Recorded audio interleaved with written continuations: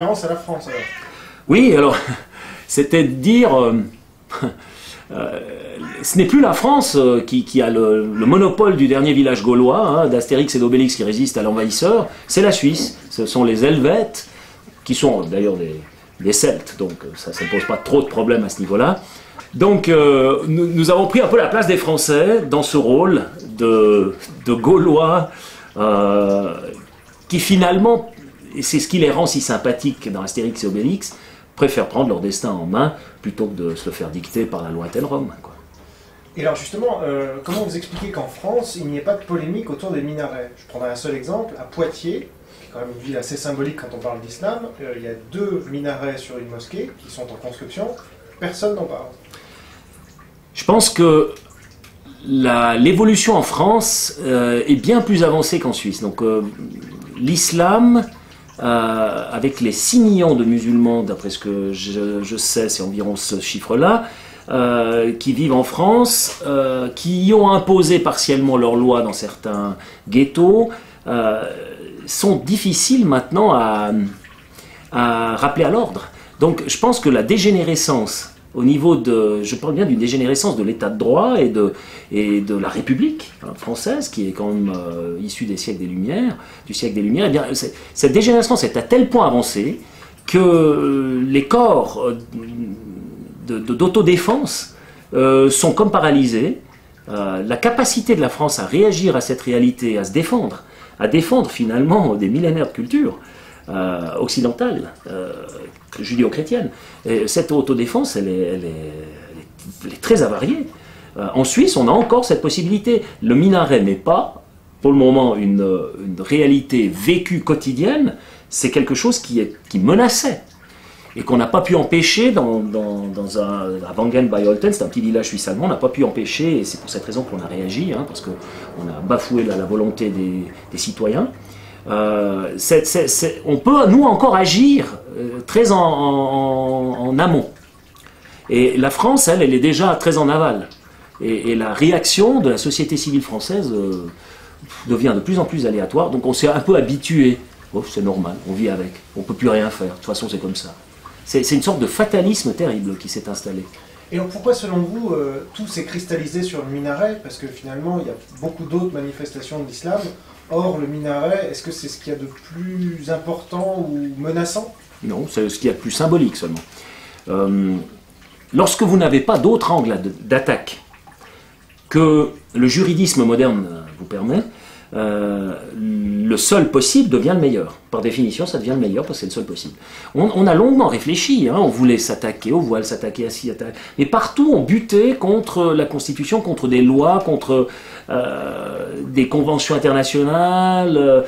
C'était horriblement difficile. Donc il y a une sorte de zone de protection que la société occidentale a créée autour de l'islam. C'est comme si... C'est comme une ceinture de protection que créerait le corps autour de ces cellules cancéreuses. Donc l'organisme ne peut plus se défendre. Il est bouffé peu à peu, et c'est lui-même qui produit les ceintures de protection pour ces cellules qui progressent et qui finissent par l'occuper totalement. Il y avait une brèche, c'était le minaret. Parce que ce n'est pas une obligation doctrinale, donc il n'est pas nécessaire à la pratique de la foi, donc on ne peut pas dire qu'on les empêche. D'ailleurs, aucun musulman depuis n'a été empêché en Suisse de pratiquer sa prière, etc., etc. Mais simplement, ça nous permettait de dire aux musulmans vivant chez nous, votre dogme, dès le moment où, dans son application la plus sévère, son application totale, hein, il est en contradiction flagrante avec l'état de droit, nous ne lui permettrons pas d'occuper la sphère publique. Donc ça doit rester une affaire privée. Chez vous, vous priez, vous pratiquez ce que vous voulez, mais vous n'allez pas occuper la sphère publique par ce dogme.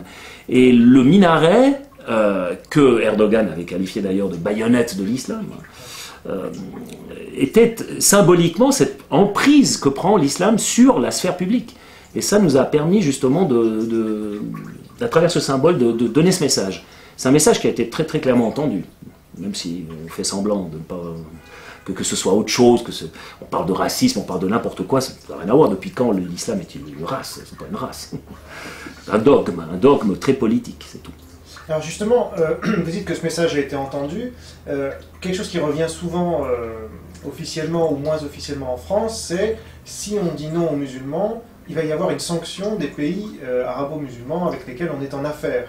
Et c'est vrai que stratégiquement, c'est important à gérer ça. Donc comment est-ce que vous l'envisagez en tant qu'homme politique responsable d'un parti principal en Suisse? Point numéro 1, puisque même Obama déclare que l'islam est une religion de paix et une religion d'amour, bah, je n'imagine pas une rétorsion, puisque si c'est vrai, donc, il n'y aura pas de rétorsion. Et sinon, bah, c'est qu'on a raison de se méfier. Ça, c'est la première chose. Et la deuxième chose, alors ça, c'est le paradoxe de toute l'histoire, je pense que la plupart des dirigeants arabes n'ont aucun problème avec l'interdiction des minarets en Suisse ou avec ce genre de mesures où on essaye quand même de juguler le problème de l'islamisme. Parce que la plupart des régimes arabes ou musulmans, de parler musulmans, ont un gros problème avec leurs propres intégristes dans leur pays. Donc ils ne vont pas venir s'opposer à ce que nous faisons nous, puisque eux-mêmes connaissent exactement le même problème. D'ailleurs, on nous avait annoncé, avant le vote sur les minarets, on nous avait annoncé, attention, les Séoudiens ne viendront plus à Genève, hein, parce que vous savez que les Séoudiens étant très riches, ils sont extrêmement nombreux à Genève, ils y font des achats somptueux, etc. Eh bien, je peux vous dire, il y a plus de Séoudiens cette année que les années précédentes. Donc, ça n'a rien à voir. Il y a une sorte aussi d'hypocrisie dans la pratique de l'islam qui est très très forte, je crois quand même. Est-ce que, selon vous, ce serait un peu une pratique de chantage, disons, pour empêcher de céder, enfin, pour empêcher d'aller dans le sens de l'islam? C'est-à-dire, qui pratiquerait le chantage? Justement, des pays, parce qu'on a vu quand même l'ONU. Alors, où ça en est maintenant avec le recul? Est-ce qu'il y a eu des sanctions concrètes de la part de pays arabo-musulmans ou de la part de l'ONU ou autre? Où ça en est, tout ça? Parce qu'on a vu que c'était peut-être remis en cause, cette loi. En tout cas, il y avait des velléités ou des pressions de l'extérieur pour qu'elle soit revotée. Qu'en est-il aujourd'hui? Il y a un gros problème, c'est que ça a été un vote au suffrage universel et très net. Si, sous la pression internationale, avec la Cour européenne des droits de l'homme, on devait remettre en question ce vote, eh bien moi, en tant que membre de l'UDC, je ne peux qu'applaudir des deux mains, parce que nous progresserions très rapidement de 10 à 15% d'électorat dans les prochains mois.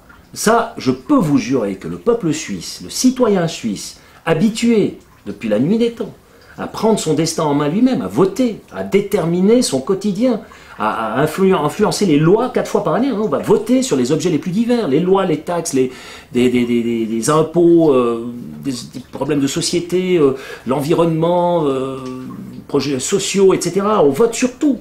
Donc nous sommes partie prenante de la gouvernance de ce pays, chaque citoyen. Donc tout à coup lui dire « Ah non, mais attends, tu peux pas ».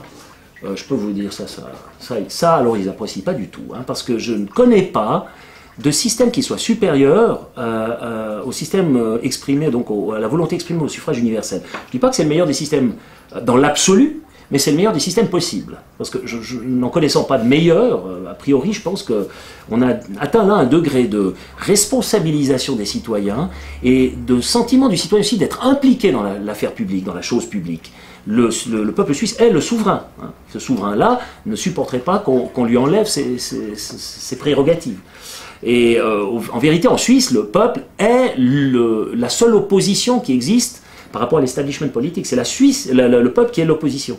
Et ce qui évite que tous les politiques s'arrangent entre eux, comme ça se passe dans les autres pays, et puis que le simple citoyen, lui, ensuite essuie les plâtres. Chez nous, non, parce qu'il y a constamment le peuple qui dit « Hop là, veto, pas d'accord, nous, on voit ça autrement ». Et ça, c'est quand même admirable. Je pense que c'est honnêtement un modèle du futur, un modèle exportable. Autant il est ancré dans l'histoire, et il a fallu une longue gestation pour y arriver, c'est une conglomération de savants équilibres, autant c'est quelque chose qui serait, à mes yeux, exportable, pourrait être un modèle, un exemple, un modèle exportable aussi pour l'Union européenne, et qui pourrait permettre à l'Union européenne de mieux fonctionner que ce qu'elle le fait actuellement. Mais alors précisément, vous l'avez rappelé vous-même, il y a déjà 10% de musulmans en France, peut-être plus d'ailleurs, il n'y a pas de statistiques officielles. Est-ce que vous ne craignez pas que si on commence à exporter la démocratie directe en France, les musulmans s'en servent justement pour faire passer leur loi sur la charia, par exemple? Mais ils ne sont pas assez nombreux. ce danger risque d'arriver dès le moment où ils sont passés 50%, ou donc dès le moment où ils ont atteint la masse critique. Ce serait autour des 30%, avec une frange ultra radicale. Il pourrait faire plier l'état de droit. Ouais, on le voit au Liban, par exemple, le Hezbollah a des possibilités, franchement, de quand même faire fléchir l'État central. Mais pour le moment, nous n'y sommes pas. Donc, ce système-là, il faudrait l'introduire rapidement. Et si on n'y arrive pas, honnêtement, dès le moment où l'islam a passé les 50%, quel que soit votre système politique, c'est fini, c'est terminé. Que ce soit démocratique, pas démocratique, totalitaire ou autre, dès le moment où ils ont passé 50%, c'est fini.